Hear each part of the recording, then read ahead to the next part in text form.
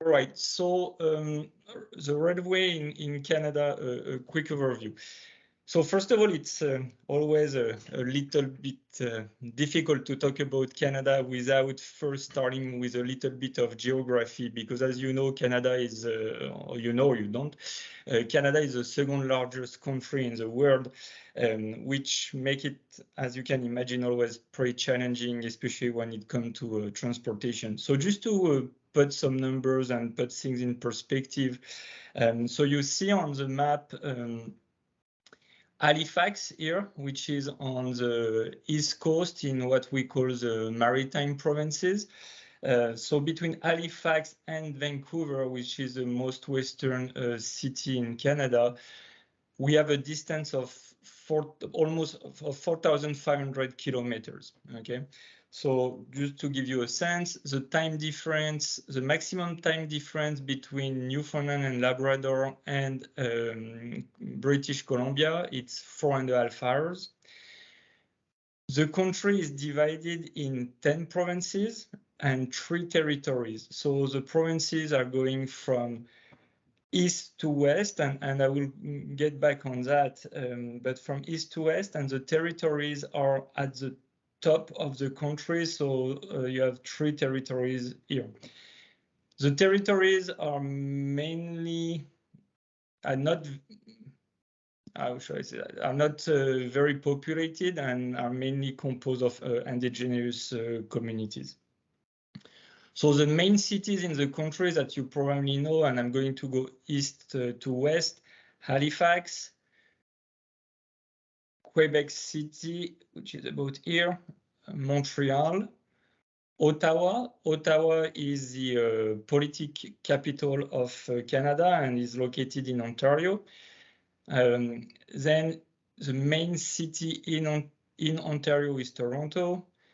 Then we switch to Manitoba, Winnipeg, and then you have Regina here in Saskatchewan, Alberta, Calgary, Edmonton, and then British Columbia with Vancouver.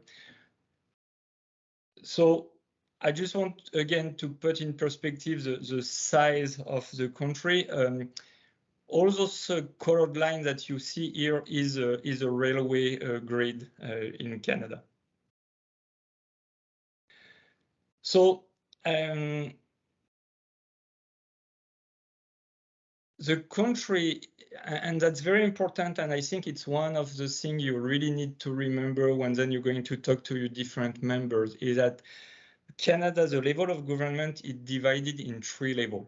The federal, which is government of Canada, the provincial level. So as I mentioned, we have 10 different provinces and 3 territories. So when I say provincial, it's actually provincial plus territories, but just to make it easy, we'll talk about provincial, and it's where things are taking place in any way in the railway industry. So the provincial government and the municipal.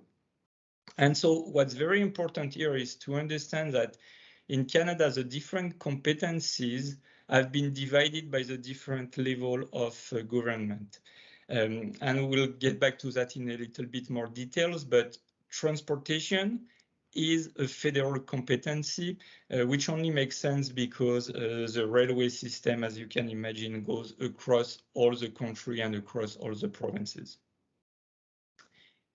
So a few key figures, and I think the first one I'm going to start with is the last one here in the presentation, is that railway in Canada, 95% of the revenues. So I guess we can compare revenues to some level of activity, or at least it's a good enough approximation. But 95% of the revenues are generated by freight, and commuters represent only 5%.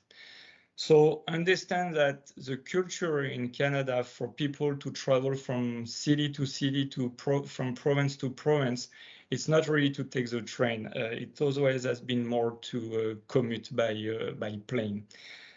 So I'll come back on that with more detail, but again, for the big picture, 95% freight, 5% people.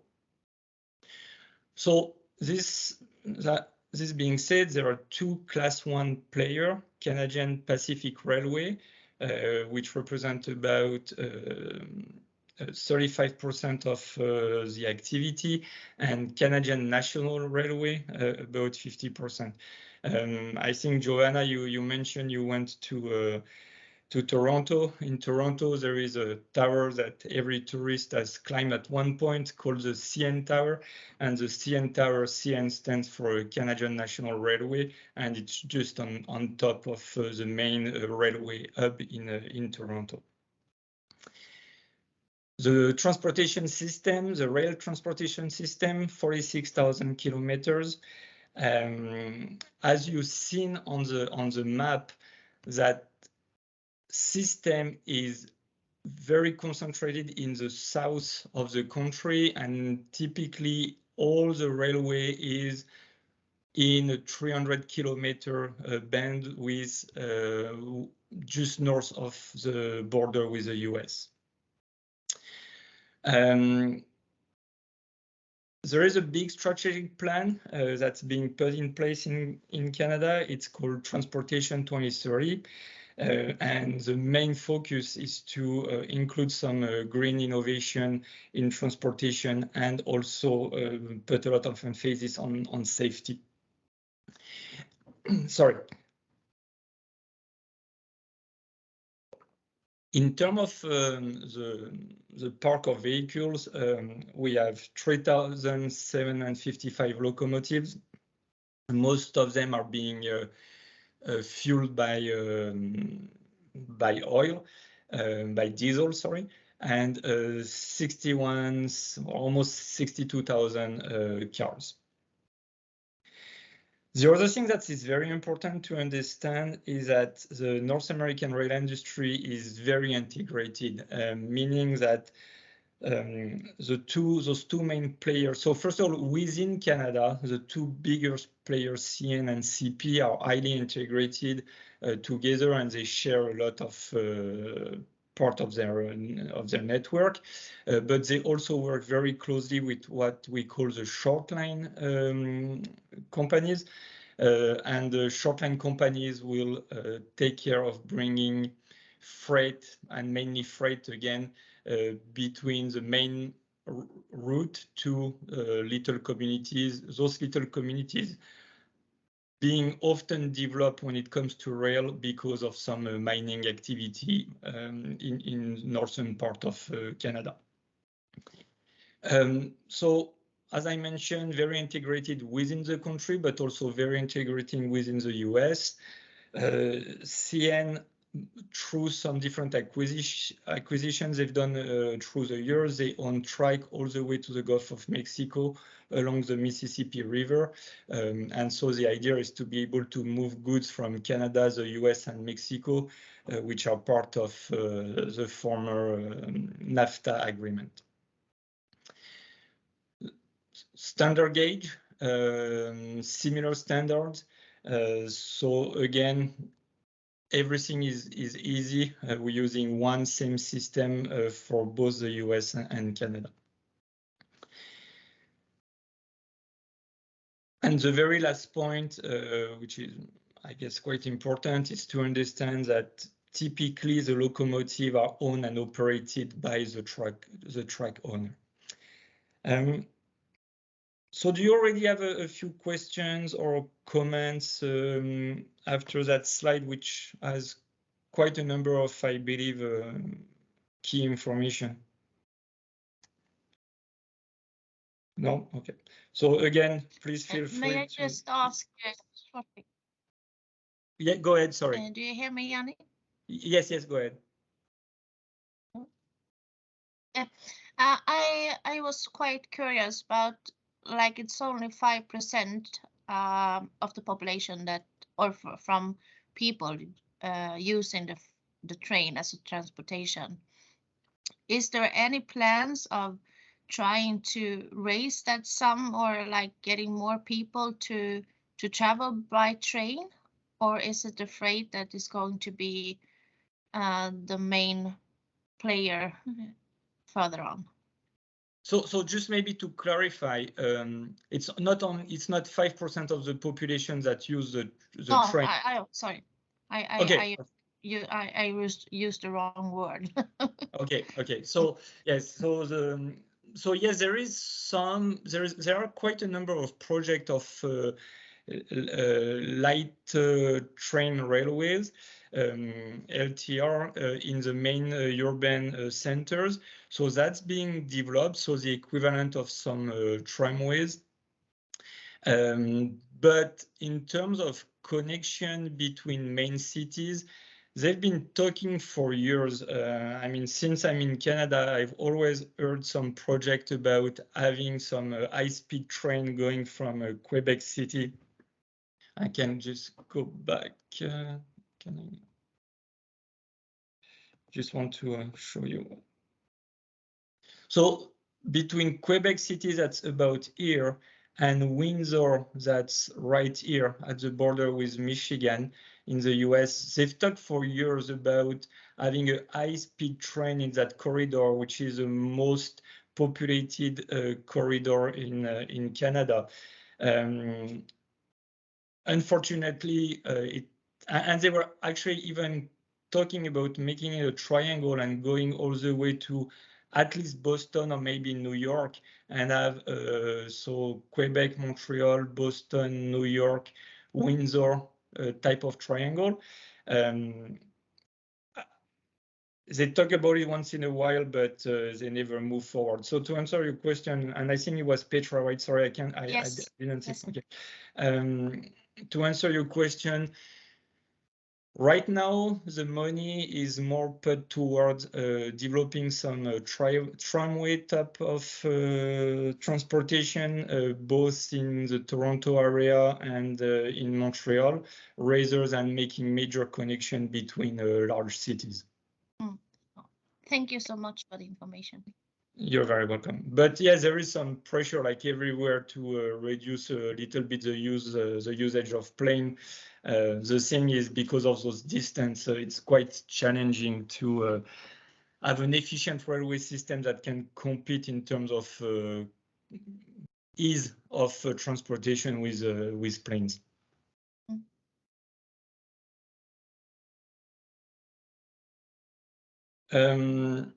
So yes, sorry. I think Marco had a question. Just to ask shortly, when you're talking about the various public transports, how about the metros in Canada? How many cities have them? So yes, there are some metros. So Montreal has a metro, Toronto has a metro, Vancouver has a metro. So there are some metro system, and as a matter of fact, especially in Montreal, in Toronto, the metro system is actually not only is used and is being developed, but it's, if you compare to a city like Paris, for example, where you can really go pretty much anywhere with a metro ride, in Toronto and Montreal, it's on the main route, but there is still a lot of work to be done to be able to connect all the different neighborhoods of those two big cities. So there are metro, they still need to be developed, but what's pretty interesting is that, as you know, and we'll cover that a bit later, winter is a big part of our life, and so they're using those network to develop an underground city. Underground, not in the sense of parties, but in the sense of underground retails and life. And so in the winter time, a lot of people do commute underground and have some networks that join one building to the next, where they can walk to when they come out of the metro, so they don't have to go up and walk on the street. But again, metro is being developed, but the latest project are all light rail trains.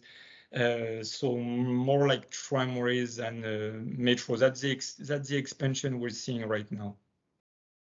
Thanks. I'm just going to ask you one thing before asking you a question, because I can't see you the way my screen is divided, unfortunately. If you can just state your first name, so just for me, it's easier for me to answer to you guys. Okay. Sure, thanks. Thank you. So the passenger railway is divided in 3 types of services.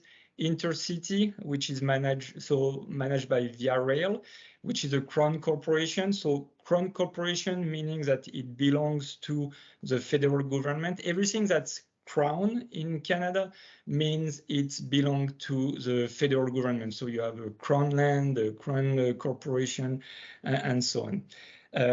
So just to give you a sense, it's 500 trains weekly, and they serve about 450 communities. And then you have the urban, so different companies for different cities, Translink for Vancouver, Go Transit for Toronto, and Agence Métropolitaine for Montreal. And then finally, we have the heritage passenger railways, and those ones are very touristic. You'll find those, for example, there is a very famous one in the Rockies that go over the Rockies, and it's if one day you have to do a nice trip in the mountains, that's a good one to do. But so the heritage is really tourist oriented, and I should say tourist only almost. So the freight, as I mentioned, that's a big one, 10 billion of revenue per year.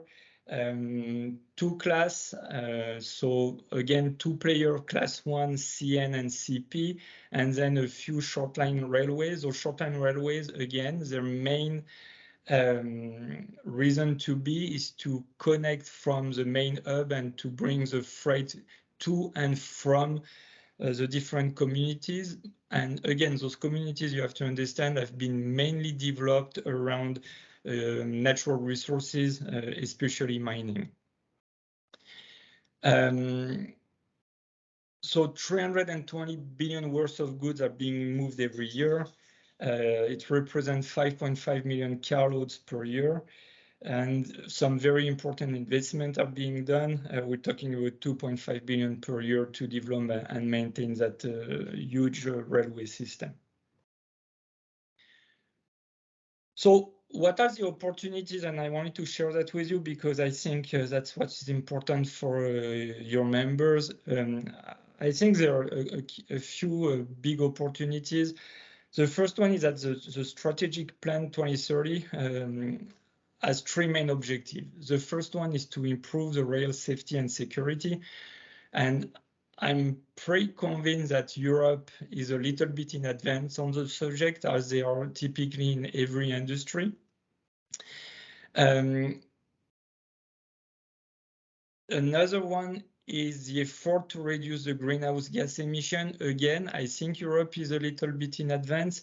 There is way more pressure in Europe on the different stakeholders to reduce greenhouse gas emission. In Canada, the government typically has a lot of programs. They typically have a lot of good intention, but they have a very hard time to execute. So there is still a lot to be done in that sector.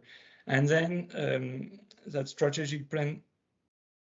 Oh, okay, Amelia, we let you get the people in because I can't do it. And then finally, there is some strategic partnership to share tracks, expand reach, so to grow the network again.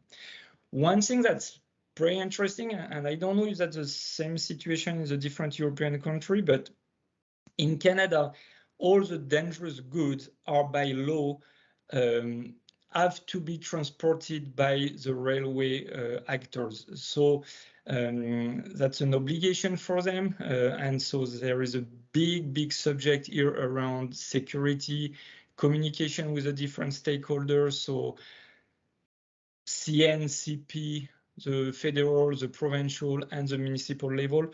We had quite a big accident. I think it was now probably 6-7 years ago at Lac Mégantic in Quebec, and the train was transporting dangerous goods, and the train was left unattended by the driver. The brake broke and crashed into the city and pretty much burned out the whole city of Lac Mégantic. So that created a little bit of a trauma, and so everything now related to dangerous goods in Canada, and it's fairly recent. I do remember very well that episode. So that's, you know, a big subject in freight transportation in Canada.